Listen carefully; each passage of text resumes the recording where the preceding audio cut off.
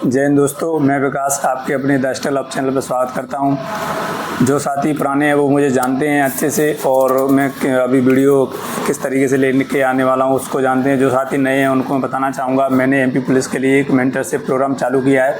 उसी सीरीज़ में ये मेरी मैथ स्ट्रेटजी को लेकर वीडियो है, और ये वीडियो एक दिन लेट हो गई है, उसके लिए माफ़ी चाहूँगा। मेरे थोड़ा छाले हो गए हैं तो बोलने में थोड़ा दिक्कत हो रही थी, अभी भी दिक्कत थोड़ी सी होगी तो आप थोड़ा एडजस्ट कर लेना। इस मेंटरशिप प्रोग्राम में जो साथियों को मैं बोल चुका हूं, जो नए साथी उनको बताना चाहूँगा, आपको कहीं से कहीं तक कोई दिक्कत नहीं आने वाली है। किसी भी सब्जेक्ट में मैं इस तरीके से लेकर चलूँगा हर सब्जेक्ट को और मॉक टेस्ट को, सारी चीज़ों को, कि आपको बहुत ही ज़्यादा फ़ायदा मिलेगा इस चीज़ से। आज इस मैथ स्ट्रेटजी की वीडियो को आप देखने के बाद आपके मन में कोई कन्फ्यूजन नहीं रहेगा। मैथ को कैसे पढ़ना है, क्या पढ़ना है, क्या नहीं पढ़ना है, कितना टाइम देना है, ये सारी चीज़ें आपके डाउट एक ही वीडियो में क्लियर हो जाएंगे। जो कि मैथ स्ट्रेटजी की वीडियो मुझे लगता है कि एक रीढ़ की हड्डी है एमपी पुलिस के लिए, क्योंकि वो मैथ ही उसका अपना एमपी पुलिस में सिलेक्शन कराता है और मैथ ही रोक देता है। मैं पहले ही क्लियर कर देता हूँ, मेरा टारगेट है 100% स्कोर आप लोगों के लिए। इस तरीके से स्ट्रेटजी बनाना कि 100% स्कोर रहे, चाहे वो 40 क्वेश्चन आए तो 40 में से 40, अगर 35 आए तो 35 में से 35। ये ऊपर नीचे कैसे होते हैं ये चीज़ें भी मैं आपको बता सकता हूँ और बताऊँगा अभी इस वीडियो में। मेरा खुद का स्कोर 100% रहा है इससे पिछली वाली भर्ती में। इस भर्ती में मेरा 1 नंबर कट गया था, और इसलिए मैं आपको बता पा रहा हूँ क्योंकि मैथ रियल में कम टाइम है ना, तो प्लानिंग के साथ ही हो पाएगा। सबसे पहले आपको क्या करना है कि आपके जो मैथ के चैप्टर्स हैं उनको आपको एक पेज में लिखना है। ये ना सोचना कि क्या चीज़ें बता रहे हैं, ये भी एक स्ट्रेटजी की प्लानिंग होती है, जो कि मैं तो बता के चलता हूँ आपको एक तरीके से छोटे बड़े भाई मानकर ही बता रहा हूँ। उम्र में हो सकता है कुछ लोगों से मैं कम हूँ, पर लेकिन ऐसा नहीं है कि आपको मैं चीज़ें बता नहीं सकता।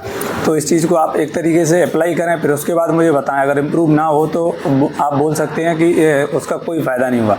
एक पेज में आप अपना सिलेबस लिखें। सिलेबस कैसे लिखें, जो कि सब लिख रहे हैं वैसे ना लिखें कि आपने किसी बुक से चैप्टर्स लिख लिए या कहीं सिलेबस दिया है वहाँ से चैप्टर्स लिख लिए। ऐसा बिल्कुल नहीं करना है आपको, क्योंकि जो सभी कर रहे हैं तो उस भीड़ चाल से कोई मतलब नहीं है, और वो करने का कोई सेंस भी नहीं है। वो कैसे सेंस भी नहीं है, वो भी मैं चीज़ें मैं आपको बताऊँगा अभी। आपको इस तरीके से लिखना है चैप्टर्स, एक साइड 2 भागों में लिखना है। आपको टाइम ज़्यादा होता तो मैं उसको 3 भागों में लिखवा देता, लेकिन नहीं, आपको केवल 2 भागों में लिखना है। एक भाग में आपको केवल वो चैप्टर्स लिखने हैं जो चैप्टर्स आपको अच्छे से आते हैं। और अच्छे से आने का मतलब ये सोच सकते हैं कि उनके क्वेश्चंस आपके गलत नहीं होते हैं या ना के बराबर गलत होते हैं, या ये मान लो आपको अभी उनके रिवीजन करने की ज़रूरत नहीं है, ऐसा मान सकते हैं। वो चैप्टर्स आपको एक साइड लिखने हैं, जो कि भले ज़्यादा हो कम हो इससे फ़र्क नहीं पड़ता। और दूसरी साइड आपको वो चैप्टर्स लिखने हैं जो आपके कमज़ोर हैं। कमज़ोर इन द सेंस जिनके क्वेश्चन ज़्यादातर गलत होते ही हैं, या फिर आपने दूसरे जो वो चैप्टर्स हो सकते हैं जो आपने कभी पढ़े ही ना, क्योंकि ऐसे चैप्टर्स मैथ में निकल के आएंगे जो आपने कभी नहीं पढ़े, क्योंकि एमपी पुलिस में ऐसे ही चैप्टर पूछे जाते हैं। तो और दूसरी बात मैं आपको बता दूं, एमपी पुलिस में ये चीज़ नहीं लेके चलना है कि ये चैप्टर नहीं आएगा। 1-2 चैप्टर्स को छोड़कर, ट्रिग्नोमेट्री वगैरह इनको छोड़कर आप थोड़ा सा मतलब इनको छोड़ दो, बाकी सभी चैप्टर्स आपको ये मान के चलना है कि आते हैं। उसके लिए भी मैं आपको आगे बताता हूँ। अभी उनको उल्ट कर सकते हो, उनको बाद के लिए रख सकते हो। तो दूसरी बात, आपको दो भागों में आपने चैप्टर्स लिख लिए। अब आपको क्या करना है कि आपको दूसरे वाले भाग पे अभी से काम चालू करना है। पहले वाले भाग पर फोकस नहीं करना है या ना के बराबर करना है, दूसरे वाले भाग पर अभी से स्टार्टिंग में फोकस करना है। आपको हो सकता है ये कुछ गलत लगे कि ये क्या बता रहे हैं, पर लेकिन सच मानो ये ही बहुत ही काम की चीज़ है। क्यों? मान के चलो आप पहले भाग पर अपना काम कर रहे हो कि मैं ये 10 चैप्टर्स 5 दिन में ख़त्म कर दूंगा, तो ये 5 दिन आपके 10 चैप्टर ख़त्म नहीं हुए, 5 दिन आपके ख़राब हो गए, क्योंकि वो चैप्टर्स आपको पहले से आते थे। तो जो जोश और जुनून के साथ अभी आप तैयारी कर रहे थे, वो 5 दिन चले गए आपके। अगर ये 5 दिन में आप वो चैप्टर्स उठा लो जो आपके कमज़ोर हैं, आपने नहीं पढ़े, उनकी क्लास भी लेनी है, तो 5 दिन में अगर आपने 5 भी चैप्टर क्लियर कर दिए, तो उससे एक फ़ायदा सबसे बड़ा ये होगा कि आपके मॉक टेस्ट में मार्क्स बढ़ने लगेंगे, और मॉक टेस्ट में मार्क्स बढ़ने लगेंगे तो आपका मोटिवेशन भी बढ़ेगा।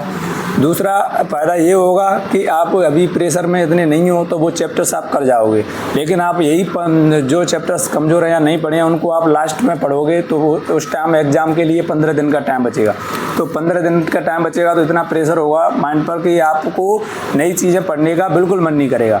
तो ऐसी गलती ना करें, पहले वो चीज़ें ही कवर करें जो आपकी कमज़ोर हैं। ये अभी से ना माने कि मतलब पहले आ रहा है बस उतना कर लो, ऐसा नहीं, ऐसा मत मान के चलो। क्योंकि मान लो आपके नंबर 30 आ रहे हैं, 35 का में से 30 आ रहे हैं या 40 में से 35 आ रहे हैं, तो आपको ज़्यादा खुश होने की ज़रूरत नहीं है। क्योंकि इसलिए नहीं है कि जहाँ 40 में से 40 नंबर लाए जा सकते हैं वहाँ आप 35 ला रहे हो, तो सिलेक्शन होने वाले स्टूडेंट से तो आप पहले ही पीछे हो 5 नंबर, तो उसको कवर करना है।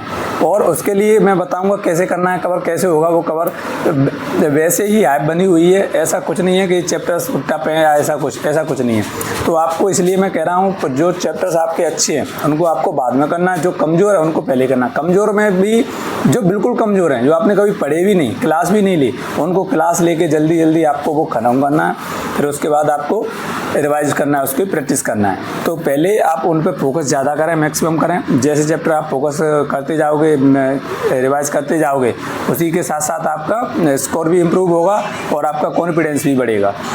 कोई भी साथी ये ना सोचे कि मैथ मेरा कमज़ोर है या इसमें मेरा बहुत कम स्कोर आएगा या हो रहा है, उसके लिए मैं आपको बताना चाहूँगा, आप इस तरीके से लिखो एक बार, उसके बाद मुझे बताना कि चीज़ें बनी हैं कि नहीं बनी हैं। क्योंकि आपको इस लिखने से एक फ़ायदा होगा कि आपको डायरेक्शन पता लग जाएगी कि हमें क्या करना है। मतलब आपके लिए चैप्टर्स निकल आएंगे कि ये चैप्टर्स आपको पढ़ने हैं, मतलब अच्छे से फोकस इन पर करना है। हो सकता है जो कमज़ोर है उनके लिए ये लिस्ट थोड़ी लंबी हो जाए कि ज़्यादा से चैप्टर्स इस लिस्ट में आएंगे, पर लेकिन उन पर काम तो करना पड़ेगा, मेहनत तो करनी ही पड़ेगी। इसके लिए कोई दूसरा ऑप्शन नहीं है। तो आपको सिलेक्शन लेना है तो मेहनत तो करनी पड़ेगी। लेकिन कुछ लोग होंगे जो आबकारी दिए हैं अभी, उनके मैक्सिमम चैप्टर्स अच्छे होंगे, तो कुछ चैप्टर्स होंगे कमज़ोर, तो आपको उनके लिए कम संख्या रहेगी, तो उनके लिए आसान रहेगा कि उन चैप्टर्स को करके ही जाएं। अगर आप उनको थोड़ा सा इग्नोर मार देते हो तो आप में और उस कमज़ोर में कोई अंतर नहीं रहेगा। क्योंकि जो क्वेश्चन आप बनाओगे वो भी बनाएंगे, जो फेल होंगे वो भी। तो आप ये सोचें जो बंदा पास होगा उसका मैथ में स्कोर कैसा रहेगा, तो उसका मैथ में स्कोर अच्छा रहेगा। इस बात को आप लिख के रख लें। मैथ ही रीढ़ की हड्डी है इस एग्जाम में, एमपी पुलिस के में, क्योंकि वो टाइम बचाता है, कंपटीशन से भी अलग करता है।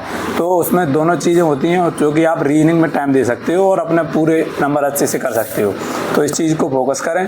और दूसरा मैं आपको बताना चाहूँगा टाइम के बारे में, तो जो आप टाइम दे रहे हो उसका मैक्सिमम पार्ट आपको मैथ में देना है। यानी आप 100% टाइम में से 40 से 50% केवल और केवल मैथ में देना है। मैथ का एक ही सॉल्यूशन होता है, आप उसको बोलते हैं ना पेन की नोक पे रहता है, बिल्कुल आप उसको लिख के प्रैक्टिस करके ही अच्छा कर सकते हैं। बाकी आप ये सोचें देख के मेरा हो जाए, ऐसा नहीं करना है। आपको पूरी कोशिश करनी है लिख के करने की। अब थोड़ा टाइम भी हो रहा है तो उस हिसाब से आपको एक मॉक टेस्ट मैथ का डेली देना चाहिए। मैथ का केवल मिनी मॉक दे लो आप, उससे आपको बहुत ही इम्प्रूव देखने को मिलेगा। क्योंकि आपको चीज़ें निकल के आएंगी बार बार कि ये चैप्टर्स मेरे कमज़ोर हैं, ये चैप्टर्स मेरे कमज़ोर हैं, वैसे आप लिख लोगे, उसके अलावा भी निकल के आएंगी चीज़ें। और दूसरी बात मैं आपसे ये कहना चाहूँगा कि आप ये भूल ना करें कि ये वाला चैप्टर्स एमपी पुलिस में नहीं आएगा, ये चैप्टर्स नहीं आएंगे या ये चैप्टर नहीं आएगा। क्योंकि एमपी पुलिस में सारे ही चैप्टर आते हैं, इसमें कोई डाउट नहीं है। 1-2 चैप्टर्स को छोड़ दो। बाकी आपको किसी भी पर्टिकुलर चैप्टर के बारे में पूछना है तो आप कमेंट कर सकते हैं, उसके बारे में आपको बताऊंगा। एक मिनट के लिए मैं आपको चीज़ें बता देता हूँ कि कंपटीशन से बाहर एक थिंकिंग से आदमी कैसे बाहर होता है। मेरा एक मित्र है जो कि आबकारी का एग्ज़ाम दे के आया, उसके 70 मार्क्स आए, तो उसने मुझे कॉल लगाया कि भैया मेरे मार्क्स कम रह गए, अब इसमें कम रह गए। इसको आबकारी को लोग इसीलिए देने गए कि अपना चेक करने के लिए, पुलिस के लिए। तो मेरा स्कोर कम रह गया तो मेरा सिलेक्शन एमपी पुलिस में कैसे होगा, जी वो उसने मुझे सारी चीज़ें बताई।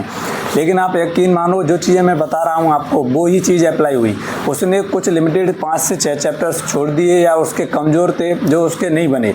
जो वो नहीं बने वो क्वेश्चन से 6-7 क्वेश्चन आने थे जो कि उससे नहीं बने। और उन चैप्टर्स को यकीन मानो उनमें कुछ नहीं है। आप करोगे तो आप उनमें एक बात मेरी याद रखना, मैं हमेशा से कहता आया हूँ, जो चैप्टर्स आपको टफ लगते हैं वो सबको टफ लगते हैं, और जो चैप्टर टफ लगते हैं ना उनके क्वेश्चन सरल आते हैं। इस बात को आप यकीन मानिए, उनकी 2-4 क्लास लेने से ही आपके क्वेश्चंस बन जाएंगे। उन चैप्टर्स में मैं आपको 2-4 चैप्टर्स के नाम बता देता हूँ, वो आपको पढ़ने ही पढ़ने हैं।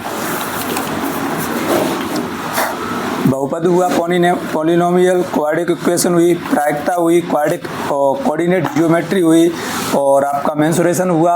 2D एंड 3D दोनों से एक एक क्वेश्चन आएगा, इस चीज़ को आप लिख लो।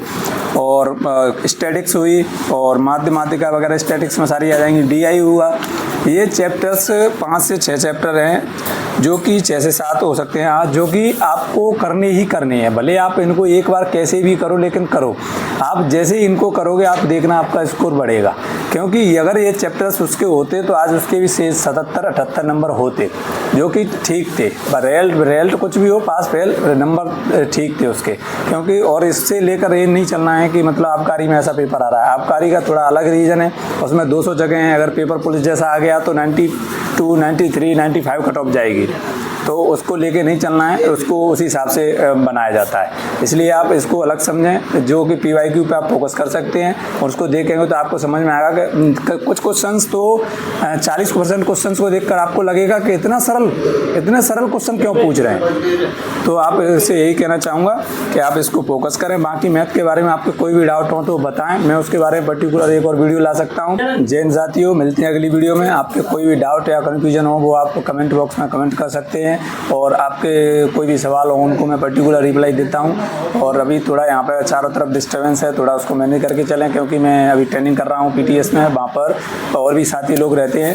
तो अगली स्ट्रेटजी वीडियो किस सब्जेक्ट के बारे में आपको चाहिए उसको आप कमेंट कर सकते हैं। जय हिंद साथियों, मिलते हैं अगली वीडियो।